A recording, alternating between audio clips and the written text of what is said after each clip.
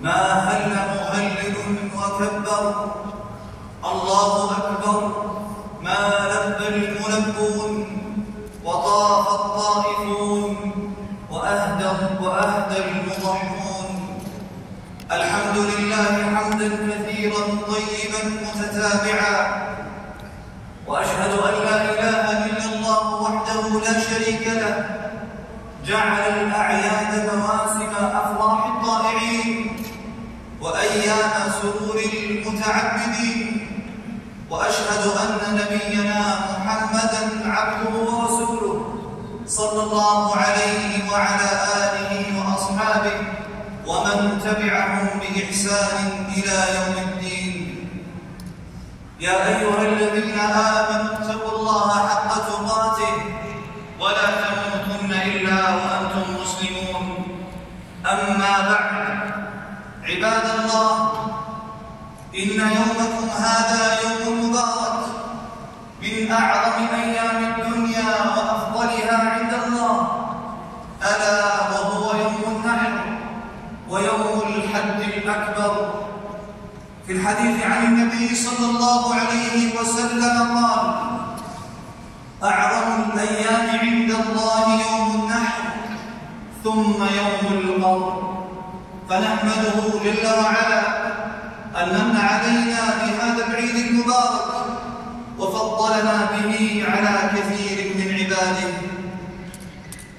أيها المسلمون، اجعلوا أيام عيدكم أيام ذكر وشكر لله، عظموا فيها مولاكم على ما أولاكم من النعم والخيرات، املأوا قلوبكم من محبة الله وخشيته وتوحيده وطاعته، اجتهدوا في إصلاح قلوبكم وإصلاح من ولاكم الله أمرهم، كونوا قدوة لهم في الخير وبذل المعروف والعمل الصالح وحسن الخلق، فذلك كله من تعظيم الله.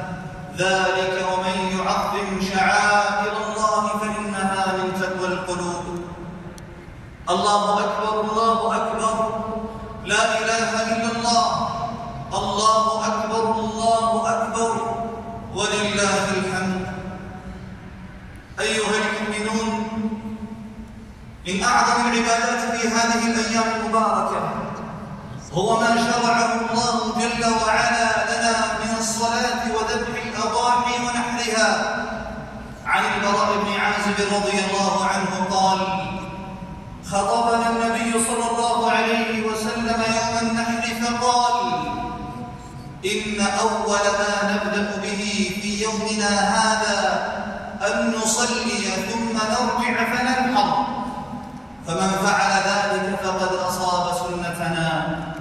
متفق عليه. ووقت الذبح يا عباد الله يكون من بعد صلاة العيد لهذا اليوم إلى غروب شمس اليوم 13 من أيام التشريق، والأفضل أن يبادر بالذبح بعد صلاة العيد كما كان النبي صلى الله عليه وسلم يفعل ذلك. بسم الله الرحمن الرحيم: إنا أعطيناك الكوثر فصل لربك وانحر إن شانئك هو الأبتر. الله أكبر، الله أكبر، لا إله إلا الله، الله أكبر، الله أكبر، ولله الحمد. بارك الله لنا في القرآن العظيم وهدانا صراطه المستقيم.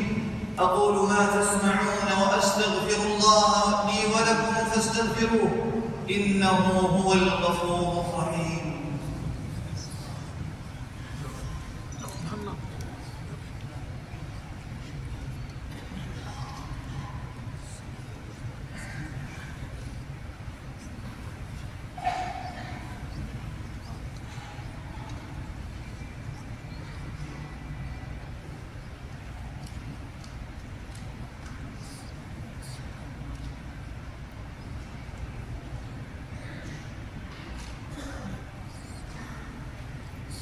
الحمد لله حمدا كما يحب ربنا ويرضى، وأشهد أن لا إله إلا الله الله وحده لا شريك له، وأشهد أن محمدًا عبده ورسوله صلى الله عليه وعلى آله وصحبه ومن تبعه بإحسان إلى يوم الدين وسلم تسليماً كثيراً. أيها المسلمون، افرحوا بعيدكم وتقربوا لمولاكم بذبح أنساككم وتمتعوا بما أحل الله تعالى لكم، وأكثروا من ذكر الله تعالى وشكره وتكبيره وتعظيمه، فإن هذه الأيام أيام الذكر. يقول النبي صلى الله عليه وسلم: أيام التشريق أيام أكل وشرب وذكر لله تعالى، رواه مسلم. ويسن في هذه الأيام التكبير المقيد، وهو الذي يكون أدبار الصلوات المفروضة حتى آخر أيام التشريق. تقبل الله منا ومنكم، وبارك لكم في أعيادكم، وأدام مسراتكم، وأعانكم على ذكره وشكره وحسن عبادته، وجعل سعيكم مشكورا وذنبكم مغفورا، وزادكم في عيدكم فرحة وبهجة وسرورا، وأعاده الله علينا وعليكم وعلى المسلمين في صحة وسلامة وعافية. اللهم تقبل من الحجاج حجهم، اللهم تقبل من الحجاج حجهم، وردهم إلى أهليهم سالمين غانمين مأجورين.